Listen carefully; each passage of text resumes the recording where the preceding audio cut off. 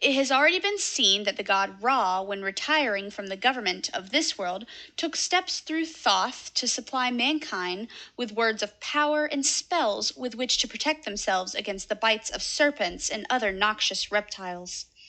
The legend of the destruction of mankind affords no explanation of this remarkable fact, but when we read the following legend of Ra and Isis, we understand why Ra, though king of the gods, was afraid of the reptiles which lived in the kingdom of Keb.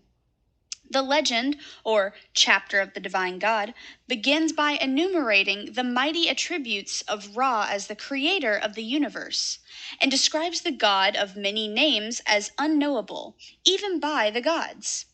At this time, Isis lived in the form of a woman who possessed the knowledge of spells and incantations. That is to say, she was regarded much in the same way as modern African people regard their medicine woman or witch woman. She had used her spells on men and was tired of exercising her powers on them, and she craved the opportunity of making herself mistress of gods and spirits as well as of men. She meditated how she could make herself mistress of both heaven and earth, and finally she decided that she could only obtain the power she wanted if she possessed the knowledge of the secret name of Ra, in which his very existence was bound up. Ra regarded this name most jealously, for he knew that if he revealed it to any being, he would henceforth be at the being's very mercy. Isis saw that it was impossible to make Ra declare his name to her by ordinary methods, and she therefore thought out the following plan. It was well known in Egypt and the Sudan at a very early period that if a magician obtained some portion of a person's body, example, a hair, a paring of a nail, a fragment of skin, or a portion of some efflux from the body, spells could be used upon them which would have the effect of causing grievous harm to that person. Isis noted that Ra had become old and feeble, and that as he went about he dribbled at the mouth, and that his saliva fell upon the ground. Watching her opportunity, she caught some of the saliva and mixed it with dust. She molded it into the form of a large serpent with poison fangs, and having uttered her spells over it, she left the serpent lying on the path by which Ra traveled day by day, as he went about inspecting Egypt, so that it might strike at him as he passed along. We may note in passing that the Banyoro in the Sudan employ serpents in killing buffaloes at the present day. They catch a buffeter in a noose and then nail it alive by the tip of its tail to the round in the middle of the buffalo track, so that when an animal passes, the reptile may strike it.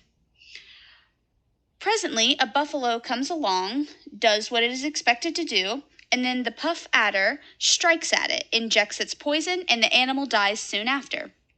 As many as 10 buffaloes have been killed in that day by one puff adder. The body of the first buffalo is not eaten, for it is regarded as poisoned meat, but all the others are used as food. Soon after Isis had placed the serpent on the path, Ra passed by, and the reptile bit him, thus injecting poison into his body.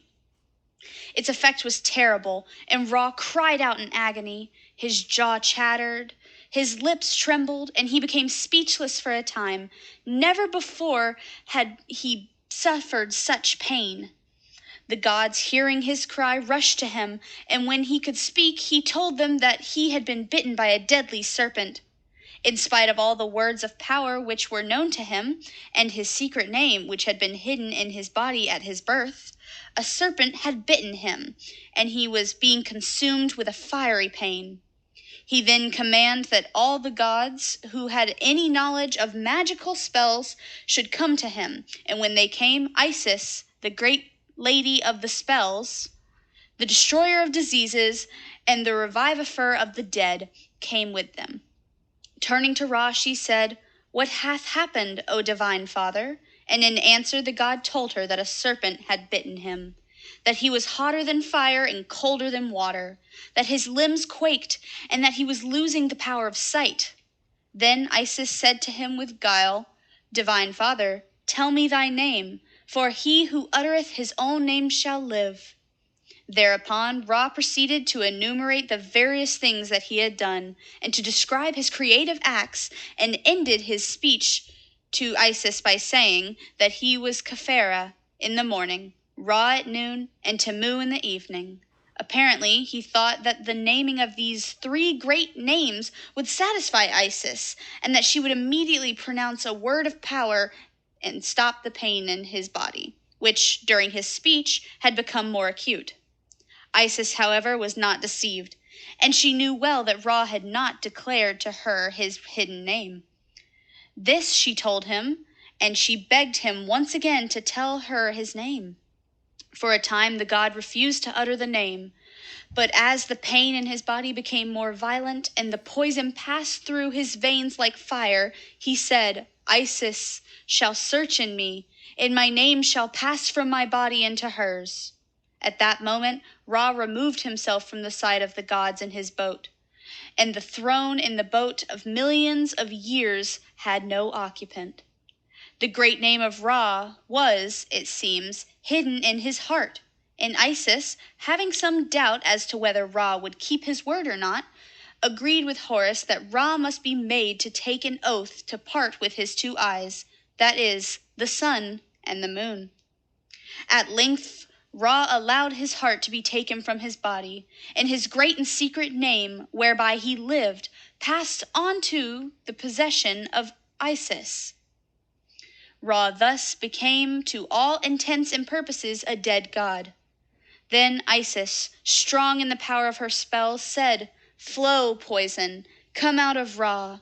Eye of Horus, come out of Ra and shine outside his mouth. It is I, Isis, who work, and I have made the poison to fall on the ground.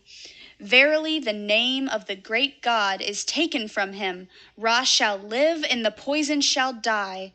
If the poison live, Ra shall die. This was the infallible spell which was to be used in case of poisoning, for it rendered the bite or sting of every venomous reptile harmless. It drove the poison out of Ra, and since it was composed by Isis after she obtained the knowledge of his secret name, it was irresistible. If the words were written on papyrus or linen over a figure of Tamu or Heru Hekhenu, or Isis or Horus, they might become a mighty charm. If the papyrus or linen was steeped in water and the water drunk, the words were equally efficacious as a charm against snake bites. To this day, water in which the written words of a text from the Quran have been dissolved, or water drunk from a bowl on the inside of which religious texts have been written, is still regarded as a never-failing charm in Egypt and the Sudan. Thus, we see that the modern custom of drinking magical water was delivered from the ancient Egyptians, who believed that it conveyed into their bodies the actual power of their gods.